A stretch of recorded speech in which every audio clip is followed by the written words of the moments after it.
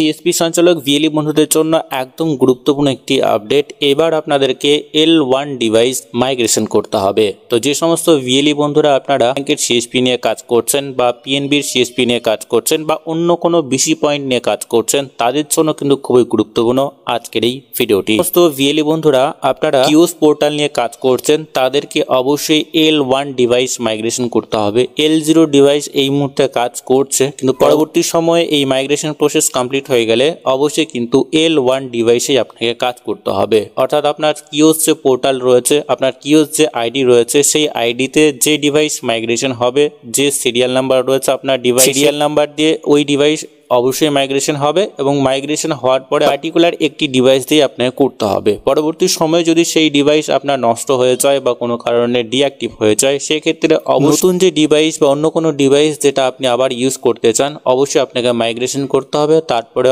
অবশ্যই আপনি আপনার কিওস পোর্টালে কাজ করতে পারবেন। আজকের এই ভিডিওর মাধ্যমে খুবই গুরুত্বপূর্ণ একটি বিষয়কে আনা হয়েছে এবং যে সমস্ত এইপিএস সঞ্চালক বন্ধুরা রয়েছেন, এই মুহূর্তে কিন্তু এইপিএস এর ক্ষেত্রে মাইগ্রেশন করতে হচ্ছে না। পরবর্তী সময় হয়তো মাইগ্রেশন প্রসেস স্টার্ট হতে পারে। অর্থাৎ এইপিএস আইডি রয়েছে, সেই এইপিএস আইডিতে ডিভাইস মাইগ্রেশন করা হবে, যে সিরিয়াল নাম্বারের ডিভাইস মাইগ্রেশন হবে, সেই ডিভাইসে আপনাকে কাজ করতে হতে পারে।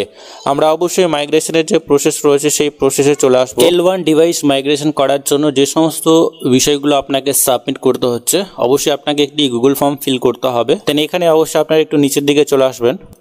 নিচের দিকে আসা মাত্র দেখবেন প্রথমত যে কাজটি আপনাকে করতে হবে, আপনার যে কেও কোড রয়েছে সেটা অবশ্যই আপনাকে এখানে দিতে হবে, সম্পূর্ণ সঠিকভাবে দেবেন। আপনার যে নেম রয়েছে, ভিএলইর যে নেম রয়েছে সেটা দিতে হবে। তারপরে ভিএলইর যে রেজিস্টার্ড মোবাইল নাম্বার রয়েছে সেটা অবশ্যই দিতে হবে। দেন আমরা একটু নিচের দিকে চলে আসবো। এখানে L1 যে ডিভাইস রয়েছে সেটাকে সিলেক্ট করতে হবে। পরবর্তী স্টেপে L1 ডিভাইস অর্থাৎ মডেল নাম্বার আপনাকে দিতে হবে বা মডেল নেম অবশ্যই আপনি এখানে টাইপ করে দিয়ে দেবেন।